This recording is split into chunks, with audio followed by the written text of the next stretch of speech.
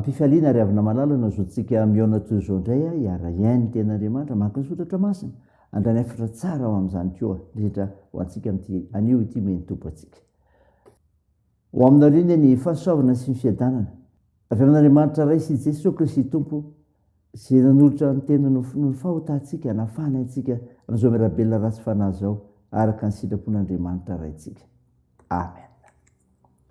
Alatsinainy 9 Jolay 2022 ibanjinantsika no hevitra hoe manaiky ho iraka ny mpieno andeha ry havana idera sakalazan'andriamanitra isika.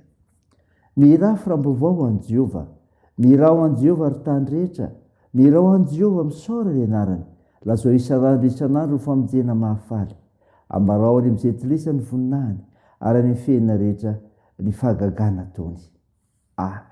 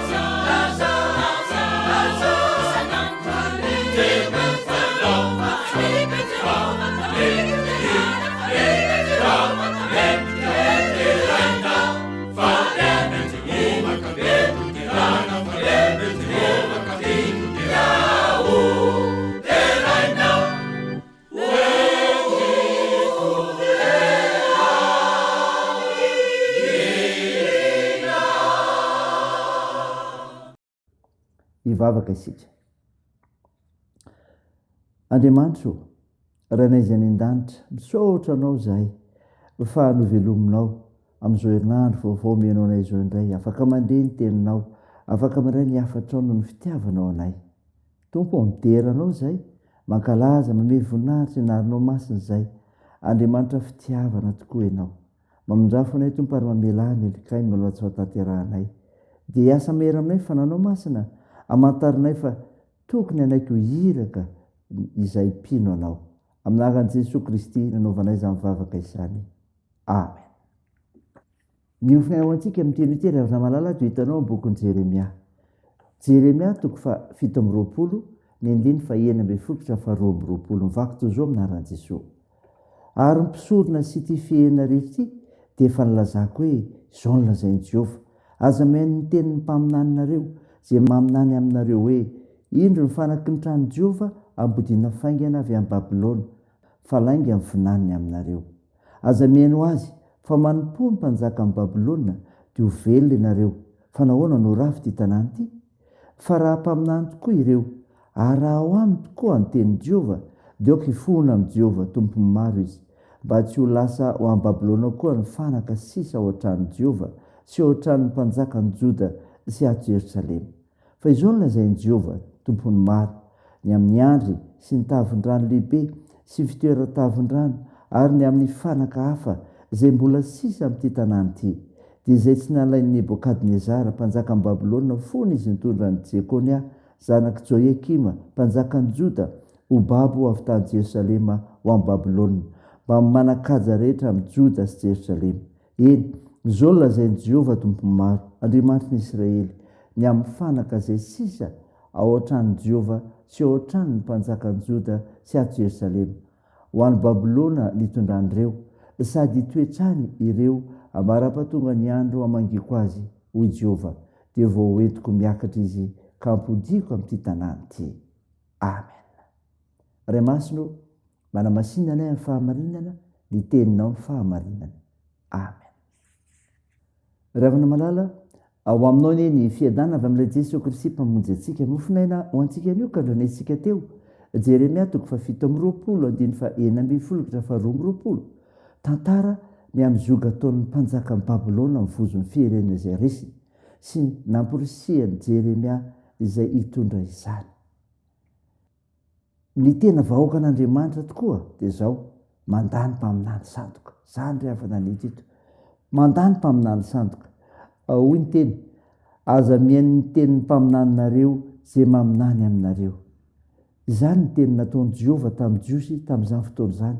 Tonga ny Babilôniana ka nitondra ireo fanaky ny tempolo tao Jerosalema ho any aminy.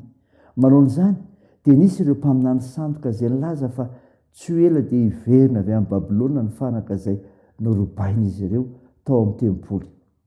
Tsy marina nefa izany, fa vao mainka mampitombo ny famaizana azy izany. Eto ary mananatra antsika Andriamanitra, aza manaraka ny teny mpaminany sandoka ary endrika iray amantarina ny filazany ny teny tsara fiadanana, kanefa tsy izany akory ny tena zava-misy marina. Tandremo sao voafitaka ho Jesosy Kristy. Fa ny tena vahoaka an'Andriamanitra tokoa dia izao: manaraka ny teny Jehova, manaraka ny teny Jehova. Toy ny 9:20, ho amin'ny Babilôna nitondran'ireo sady hitoetrany izy ambara-pahatonga ny andro mangiko azy. Ambaran'i Jeremia izay mpaminany Jehova fa mbola ho avy any Babilôna aka ny fanaka ao amin'ny tempoly sy ao an-tranon'ny mpanjaka. Marihana fa nitoky tamin'ny fisian'ny tempoly tao amin'ny mpanjaka sy ny vahoaka tamin'izany. Famaizana vokatry ny tsy fankatoavana ny tenin'i Jehova ny fandrombana taon'ny Babilôna eto. Fahadisoana seloka be vava eo anatrin'Andriamanitra ny fitokiana amin'ny zavatra hita amin'ny maso mihoatra noho ny fankatoavana ny teniny. Ary ny fiverenana amin'ny fankatoavana ny tenin'i Jesosy Kristy, ilay tenin'Andriamanitra tonga nofiany niaro sy hanafaka amin'ny loza mety hitranga. Saina izany ry havana, dia n'Andriamanitra ery ny voninahitra. Amen. Vavaka isika. Andriamanitra, misaotra mofinaina nomenao anay izay mampafantatra fa ny tena vahoaka an'Andriamanitra tokoa dia mandany mpaminany sandoka ary dia manaraka ny tenin'Andriamanitra. Tompo, vavaka aminao izay ho an'ny firenenay. Mpiaraka filompela-tanao Jesosy ny zava-misy rehetra, ny fivoarana izay fahita, ny fiezahana anao ny marina, ny azona manova ny toe-tsain'ny malagasy koa amin'ny tsara eo amin'ny fiainana andavanandro. Mpiaraka impela-tananao izany Jesosy dia hiasa amin'ny fananao masina ao amin'izany rehetra izany.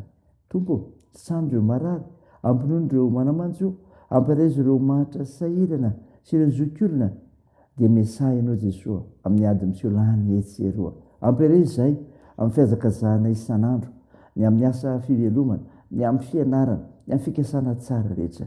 Dia miarova anay, ny vavakay dia ataony amin'ny anaran'i Jesosy Kristy mpamonjy anay, izay efa nampiandrinay ny vavaka manao hoe: ranay ao izay any an-danitra, ao masinina anie ny anaranao, ho tonga anie ny fanjakanao, atao any sitraponao ety an-tany ho tahaka ny an-danitra.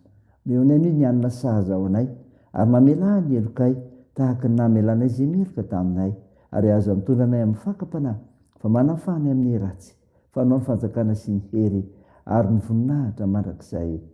Amen. Ho tanteraka aminareo ny hitsidrano izay totrana ran'i Jesosy Kristy mamonjy atsika. Aza matahotra ianao fa momba anao aho, ary aza merikerika foana fa zao n'Andriamanitra aho, mampahery anao sady mamonjy anao, eny mitantana no tanakavana fahamarinako aho. Amen. Teo an'Andriamanitra irery ny voninahitra, amin'ny anaran'ny Ray sy ny Zanaka ary ny Fanahy Masina. Amen.